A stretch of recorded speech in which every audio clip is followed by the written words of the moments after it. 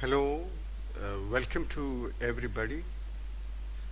In fact, 2.5 months have passed after the directive of the central government on 29th March of 2020 to pay wages to all employees after the lockdown declared by the central government.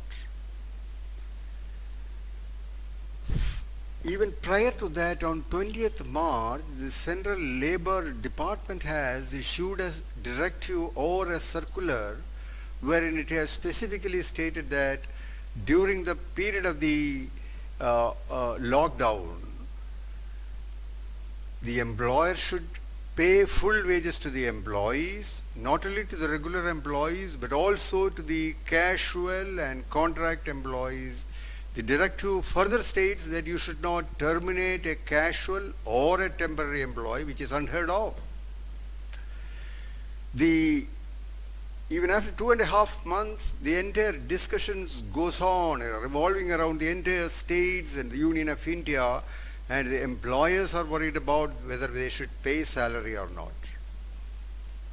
The contention taken by the employer is that under the first notification of the Department of Home Affairs, that is dated 29 March, specifically states that the employer should not terminate the service and no salary cut should be imposed.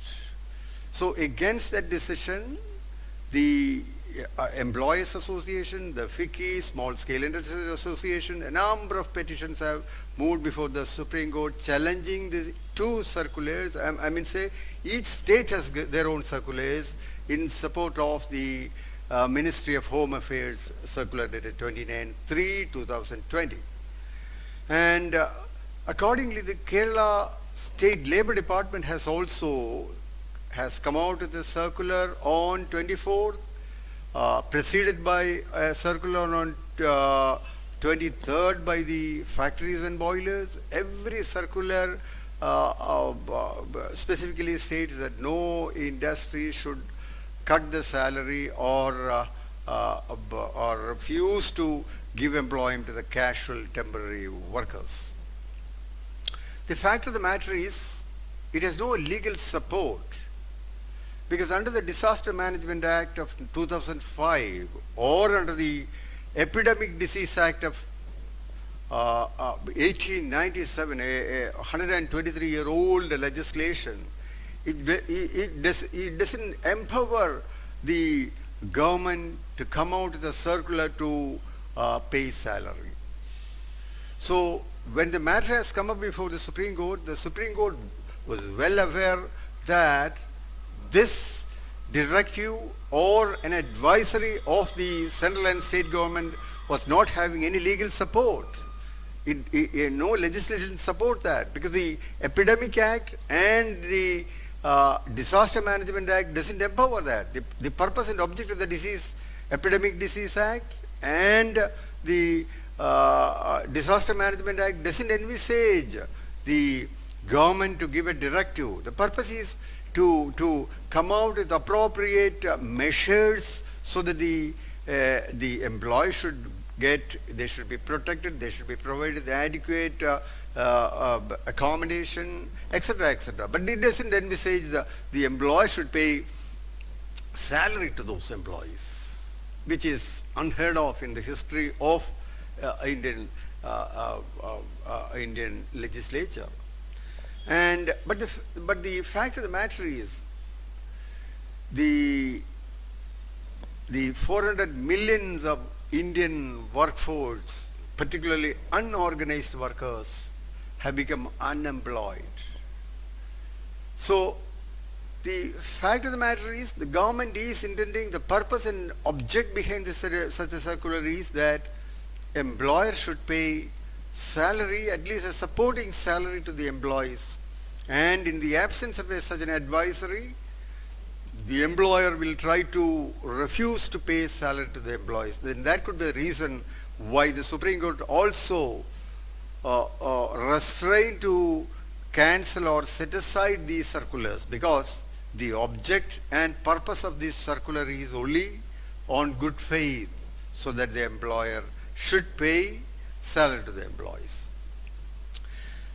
On the other hand, on 17th of March, 17th of May 2020, the Government of India has withdrawn the circular directing for the salary to this lockdown period. So after a period of say 50 to 52 days of the notification or the circular, the government became well aware, because the matter has been taken up before the High Court and Supreme Court. So shrewdly the Government of India has withdrawn the notification, and now the question arises for the 50 to 53 days of lockdown period, whether the employee should get the salary or whether the employer should pay the salary. That is the only question remains to be answered. For that, the Supreme Court has rightly on 12th June has taken the role of a conciliator, in the sense the Supreme Court said, even though it has not vividly clarified that the notification or the circular is irregular, but it has given an idea to support that in the case the employer is unable to pay salary to the employees, it is between the employer and employee to negotiate, discuss and come to an amicable settlement.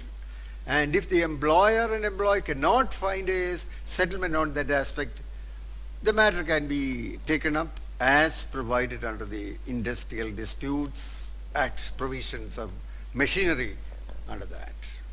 So again, it has become so complicated, because under the Industrial Dispute Act machinery, only the workman defined under the Industrial Disputes Act can take with the matter when the conciliation fails.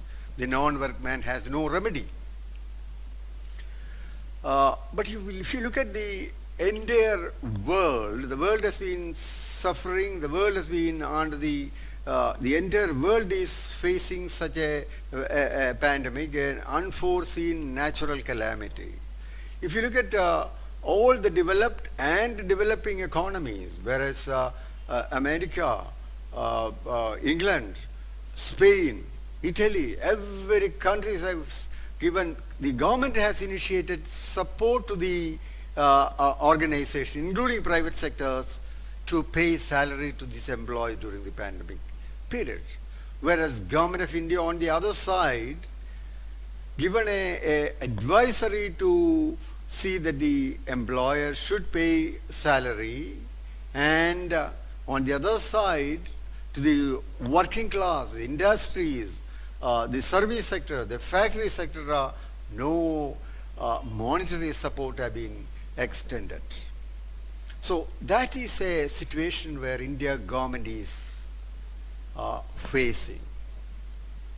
In fact, the Supreme Court judgment or an interim directive saying that no coercive steps, when I talk about coercive steps, no prosecution should be initiated against any employer who is not paying salary to the employees. And the matter is again posted on the last week of July. As a result, this directive has become more of an academic in nature. It's purely academic in nature, because none of the employers, starting from the very lower level small employers to the bigger establishments, are not concerned or not worried about the outcome of the circular or the directive. Small employers doesn't bother about that thing, because they feel that they don't have money to pay and they're not bothered about the outcome of the judgment. On the other side, the small, slightly bigger, medium-sized establishment, they are slightly, in fact, they are going ahead with their own financial availability, whether they have reserves, etc. But actually, they're not much bothered about the outcome of the challenge on the circular. But ultimately, The legal fraternity again goes on discussing about the legal intricacy, the validity, etc. And the Supreme Court has rightly on the last hearing on 12th June has concluded that the scope is only a conciliatory, and whether the employer and employee should conciliate and decide on that matter. But we goes on discussing about the legal intricacies, etc. What for? Because of this circular, my question is whether any of the employees have gained anything out of that monetary. I can say a big no. No employer has paid salary based on a directive or advisory of the notifications which I have referred earlier. If at all employees have paid, because the employer felt it is their moral obligation to pay salary to their employees. And such are the employees, whether it is a small employer or a bigger employer. If the employer has got a moral obligation, a feeling that I should pay salary to my employees as soon as possible if my reserves allows that, and nobody is waiting for the outcome of the judgment for the entitlement of salary for the 50 to 54 days. So the exercise of the legality or the entitlement of wages during the lockdown period of the directive and the withdrawal of the directive after 50 to 54 days is more of an academic in nature. When I talk about academic in nature, a glaring example I can cite under the Migrant Workers Act. The greatest sufferers are the migrant workers, which we are watching, noticing every day. Under the Migrant Workers, Inter-Migrant Workers Act, there is a provision that to get a license under the Migrant Workers Act, you will have to remit 2,000 rupees to the concerned respective Labour Department to get a license.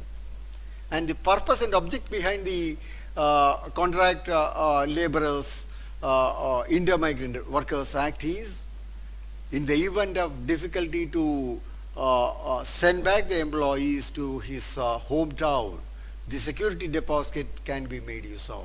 Did anybody discuss about that issue? Crores of rupees lies in the State Labour Department for obtaining license under the Migrant Workers Act. And when a situation arose, the employees have been running from pillar to post, either by taking a train or they've been walking all the way to their hometown. And did the government take any steps to see that the deposit which they have collected from the employees to obtain a license have been made use of? Now almost 2.5 months have passed. None of the employees have got any benefit of the security deposit deposited by the contractor. So it is really interesting to notice that the trade union leaders, the academicians, the bureaucrats, the businessmen, we have all been discussing about the entitlement of the wages during the lockdown period, and the fact remains that it has become more of an academic in nature, and none of the employees are going to get any penny out from the employer's pocket unless the employees have got a feeling of moral obligation. So let me conclude this session. Thank you very much.